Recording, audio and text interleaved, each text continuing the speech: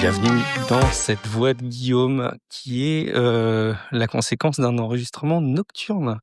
Il est minuit passé et j'allais me coucher, mais évidemment, l'épisode du jour n'avait pas été ni enregistré ni diffusé. Donc je me dois bien logiquement, fidèle à ma régularité, de le diffuser. La raison pour laquelle je ne l'enregistre que maintenant, c'est que on a une journée bien remplie, alors très très cool, mais bien remplie avec de la visite. Probablement que les personnes concernées se reconnaîtront. Big up, du coup. Et ça s'est tellement enchaîné. Ce soir, on a été organiser un petit peu notre fin de journée un peu rapidement avec voilà, la toilette des enfants, un peu de rangement, etc. Et puis, vous l'avez compris, mon fils est toujours très attentif à ce qu'on continue à regarder Squid Game ensemble.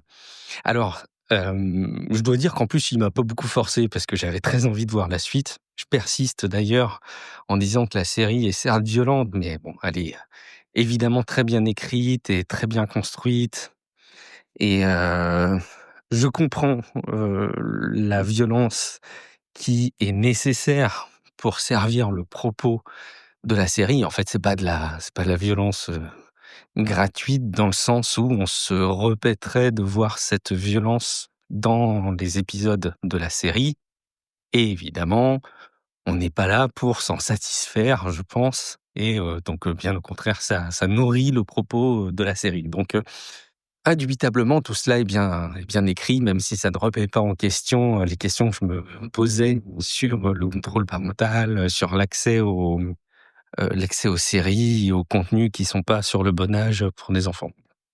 On a donc regardé un épisode de Squid Game, donc il reste 2 épisodes pour finir la saison 1 et je voyais minuit passer et donc je me disais: «Je vais enregistrer donc un épisode.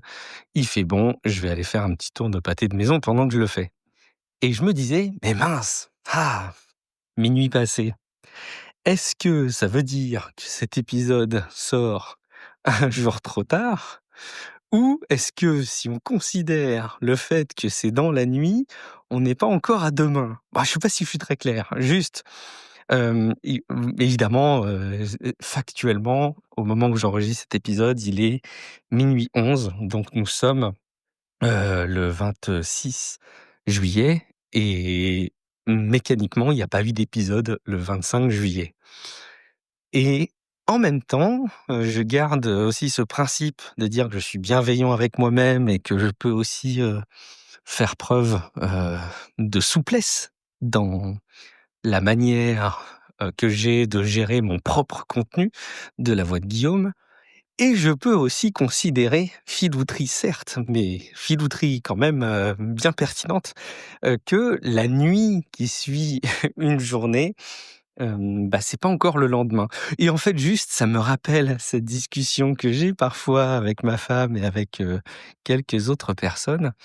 Est-ce que vous considérez que quand, on vous dit: «Demain» et qu'il est minuit passé, c'est quoi? C'est demain après le réveil de la nuit qui va avoir lieu?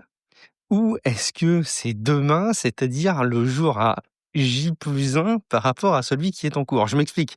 On est le 26 juillet, 00:11. Si je vous dis demain, est-ce que c'est que je vous parle du 27 juillet? Ou est-ce que c'est, que je vous parle de la journée qui va succéder la nuit qui va avoir lieu et le sommeil qui va avoir lieu pour moi?